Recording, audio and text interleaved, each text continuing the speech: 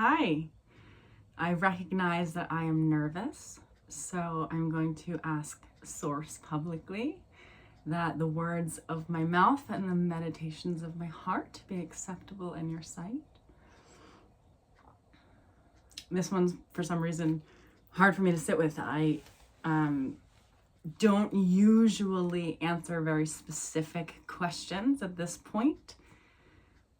But somebody asked a question that was very nuanced, and I appreciate the question, and I want to talk about it.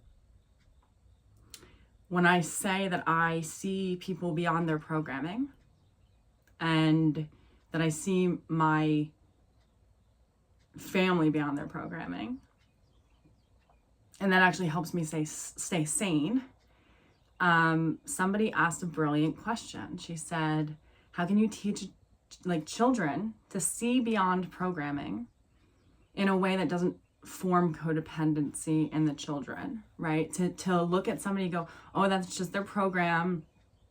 I can love them, but I don't have to kind of change them, right? So her question is very nuanced, and I appreciate the awareness of somebody who would even ask that question.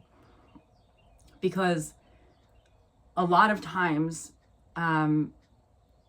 people, when they have very solid programs that clash, let me go here.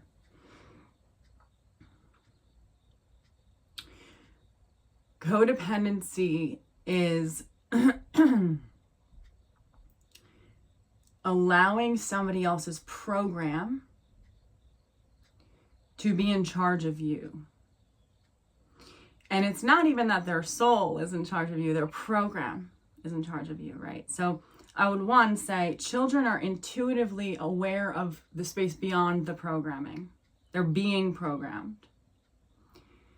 So I wouldn't teach a child what they already know. They're teaching us something.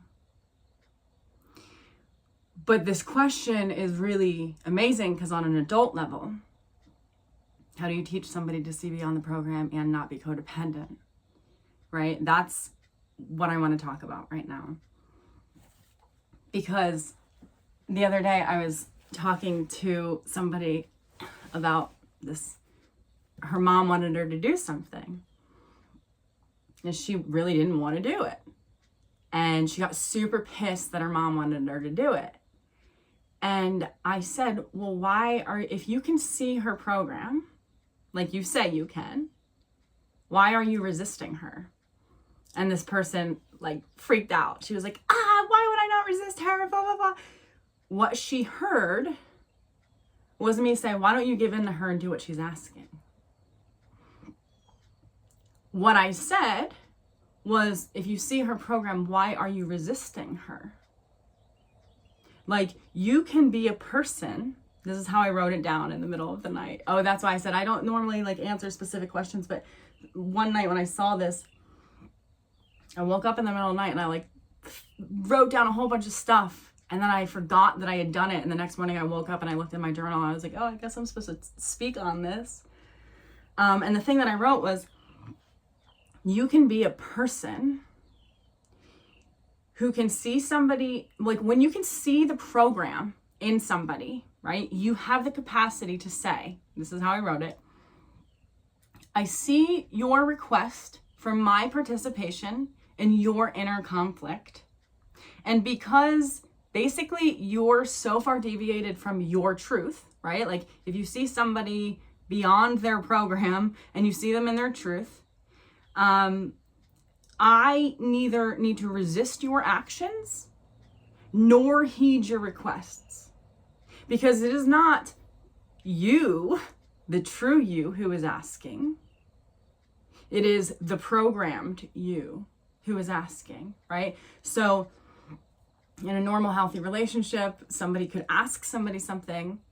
And, this is why I'm cautious with my kids.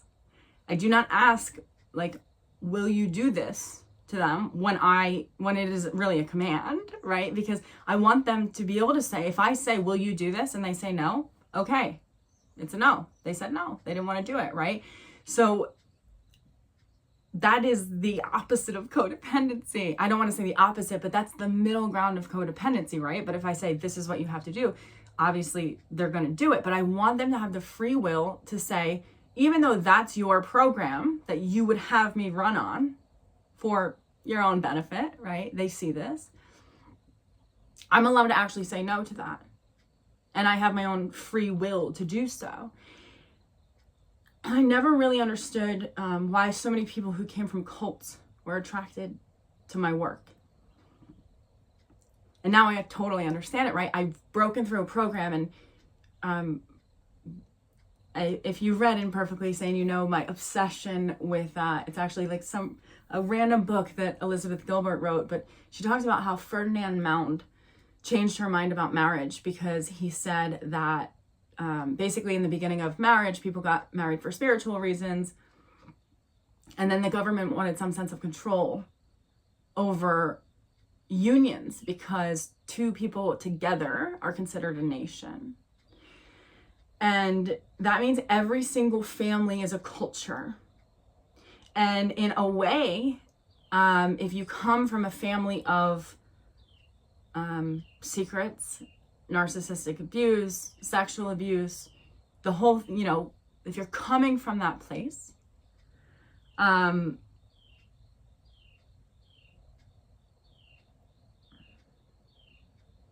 that's a radically different program than people who do not.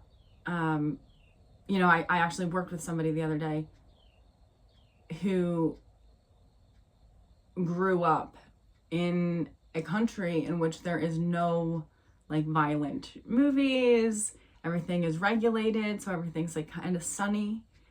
And then when she moved to America and horrible things happened, she literally was like, I never even knew this existed, right?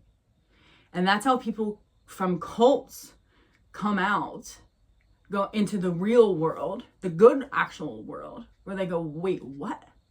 Right? And that is, a family can create that sense of segregation and union that a cult does. Just because there are only 3 of you doesn't mean it wasn't a cult, right? And it doesn't mean that because it was a culture that was created around either a secret, around some sort of whatever this thing is. So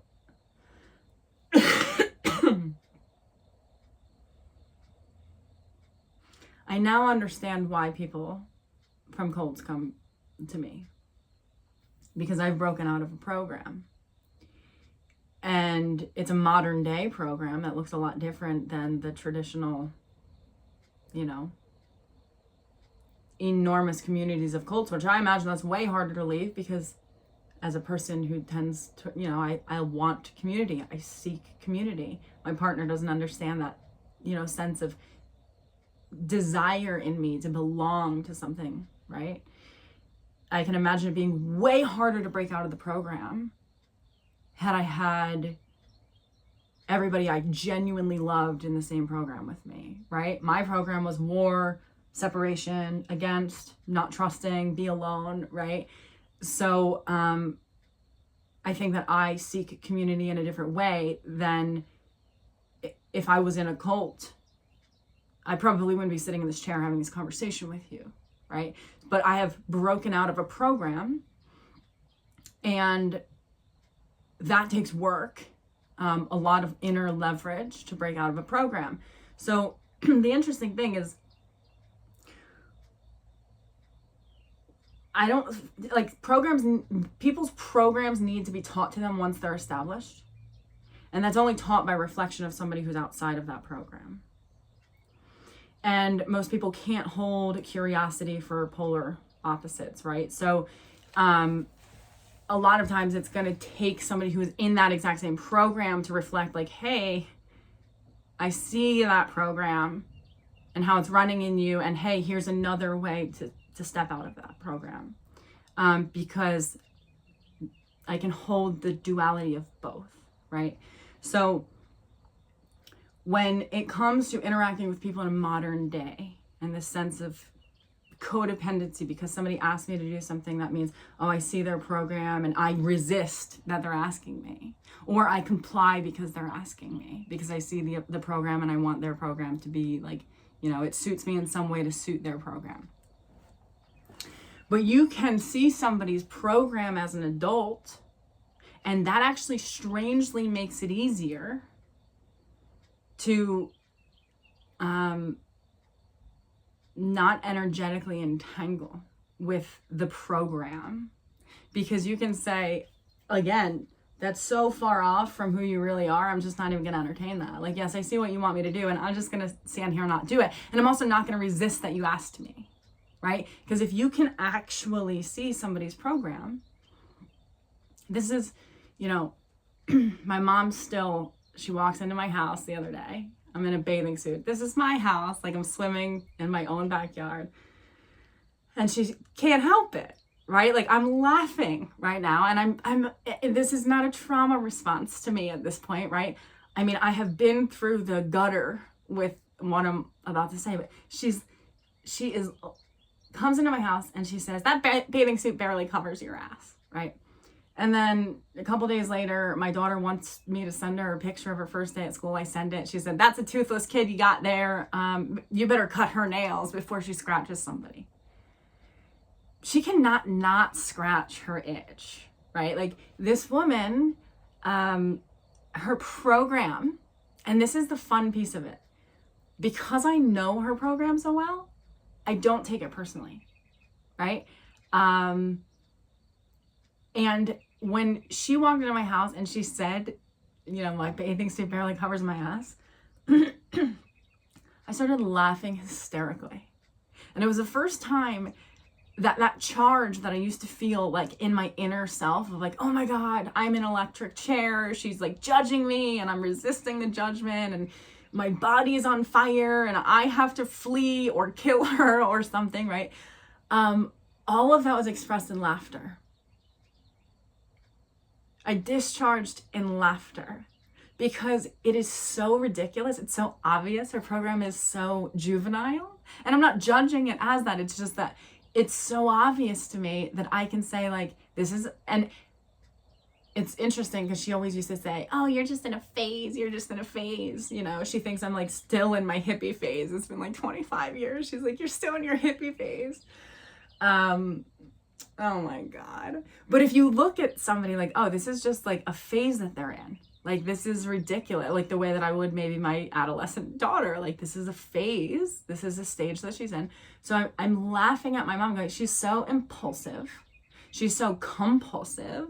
She literally can't, I know she tries to keep her mouth shut. How many of you relate to this? I work with a lot of moms who really are like, okay, just keep your mouth shut. Just keep your mouth shut in the presence of their kids.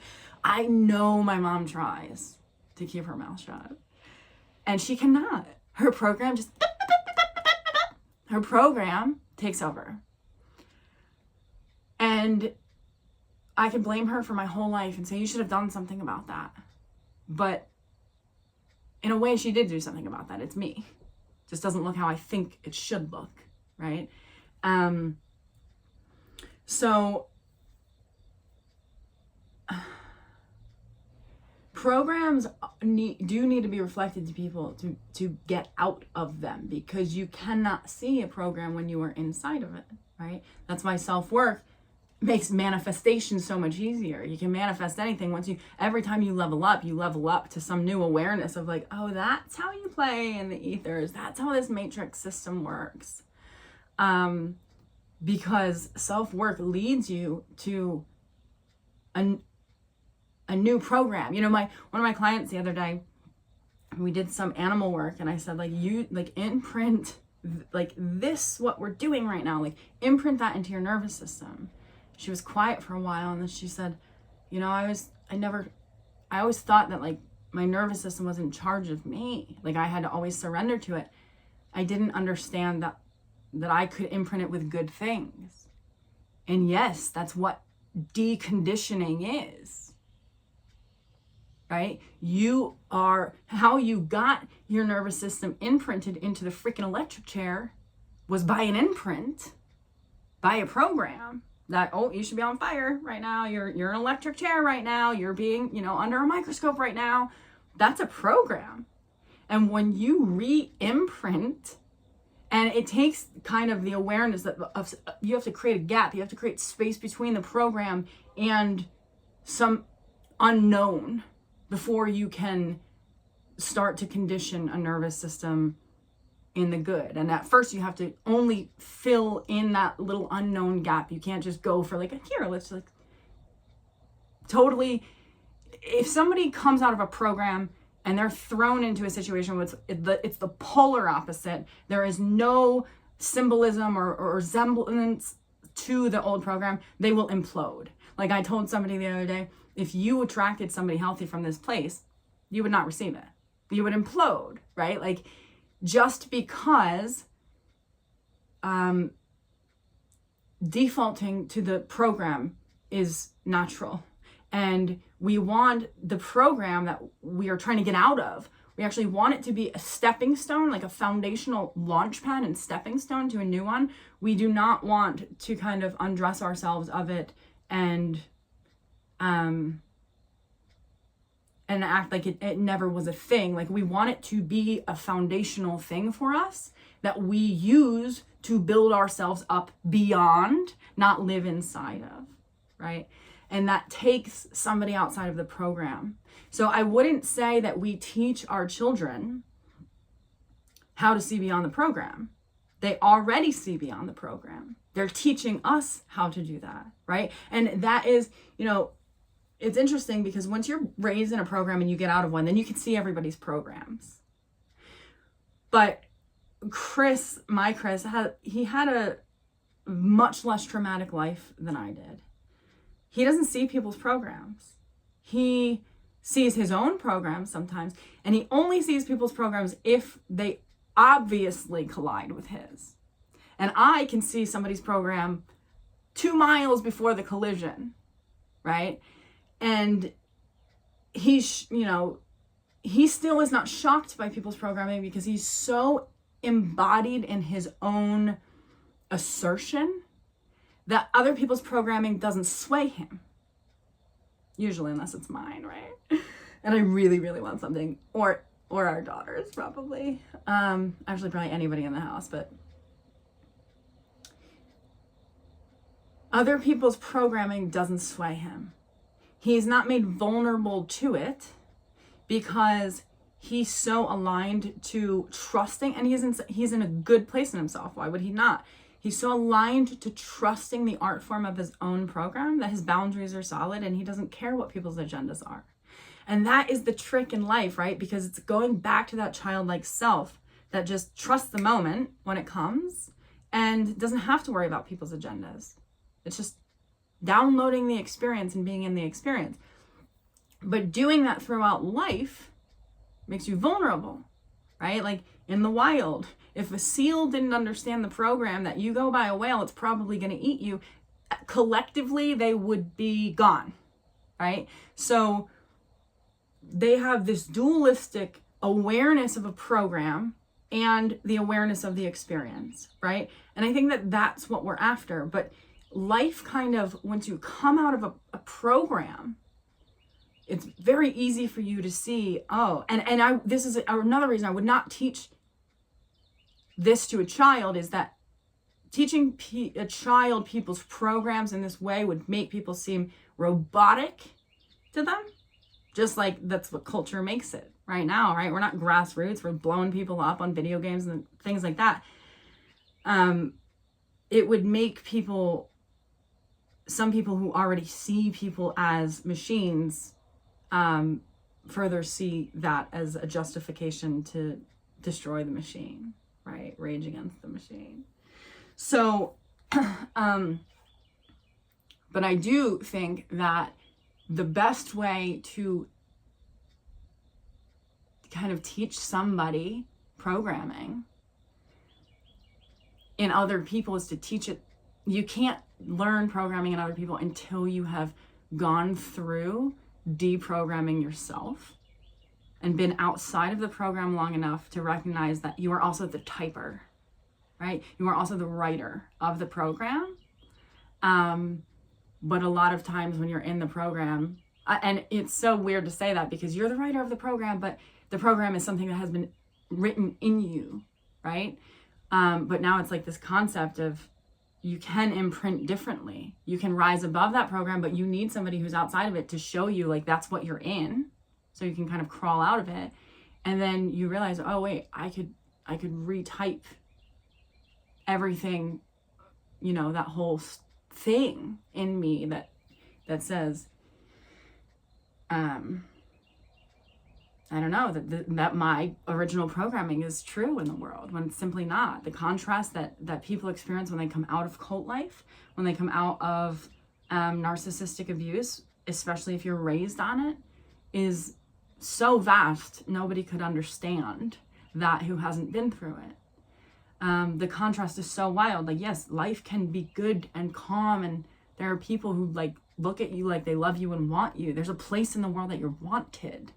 Like, you are wanted for you, for your, you know, the things that make you go crazy on the world. Like, for everything about you, you're wanted someplace in the world. But most of us who are programmed live in a program that tells us that that's not true. And we have to shut our mouths and get in the program or get out, and we're ostracized, right? And no animal likes that. But there's an interesting, you know, there's also a mourning. I want to say this. There's this interesting art form of like mourning the release of a program. It's like moving through a chapter of childhood with your children, or like all of a sudden there's this milestone that you go, oh my God, that's over. There is a laying to rest, a funeral time, a grieving time of, oh my God, I lived in that program. That body in me is laid to rest, but it's still in me, right? And it held me up until this point. There's a grieving over that, but the fun piece of that is the foundational piece, right? When that body, that program in me is laid to rest, ideally that is the foundation. Like Course in Miracles says that rest is for the living, not the dead.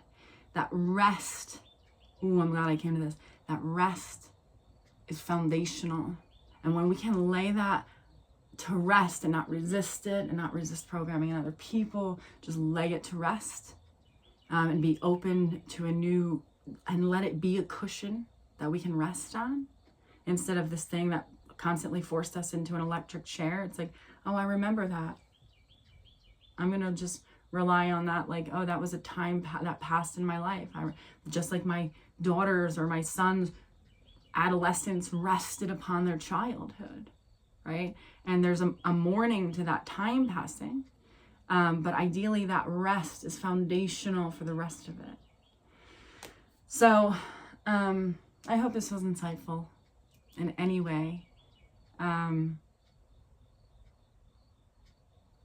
I love the question because it shows that somebody really does understand the nuance of codependency, to say, like, how do we teach somebody to see somebody? Just because you see somebody beyond their program, that's the fun piece. That's where you have leverage. When you can say, I see you beyond your program, and I actually see your program trying to get me to do something, and it's not in my benefit, because I see you beyond your program, and because I see myself beyond my program. I don't have to operate on either of them. And that's where egos get stuck, right? When we're like, I see your program, that's me, right?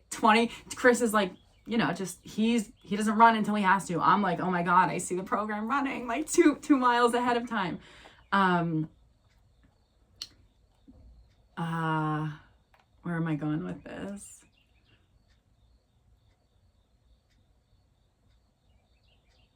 Oh, egos. When you can see a program running, you bet your ass you're in a program that has something to say about that program, right? And the fun piece is you can just see that and go, yeah, I'm not going to engage. Again, like, I see your desire for me to interact with your inner conflict and to be a part of your program because it would soothe you that I behave different or I do something. And the leverage of that is going, I don't have to do that because that's just your program talking. It's like the way that I operate, the way that I'm able to laugh about my mom at this point is every time she's an asshole, I just think that's her disease. That's her disease. She's just not at ease. That doesn't mean I have to be at dis-ease because she's not at ease. It doesn't mean I have to blame her for not being happy in my presence. It doesn't mean that I have to feel responsible to put her at ease. It just means she's at dis-ease. That's it. It's that simple. When she's an asshole, I go, oh, that's just her dis-ease. That's just her program that doesn't let her be at ease. I'm not responsible for that. But I am responsible to stay in my own new program, which recognizes that that's not mine. It doesn't have to be mine just because that was the allegiance I grew up dedicating it to. And that's the thing about these families is like, I didn't grow up in a cult, but generationally speaking, when I look at my family, like my grandfather was in charge, and I could say that like, yeah, when I look at my cousins and I look at the way that like we were raised, even though we weren't living in like a commune setting, actually that's not even true. There was only 2 kids that lived far away from their parents in that system. Everybody else literally lived on the same block, even though, everybody just bowed down to my grandfather, and that's what you did. And even my mother attracted a man who would let that be the thing, right? Why would that be true? Like a normal man like Chris would be like, no, that man's never going to be around my kids, right? But my mom attracted a person who would kind of bow down in that system. And that's the thing about programs, man. You meet people in programs that you're in. That's how you meet people.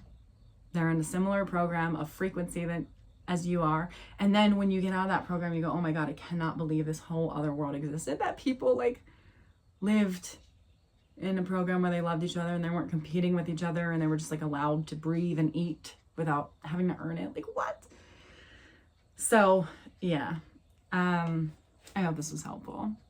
I'll talk to you soon. Bye.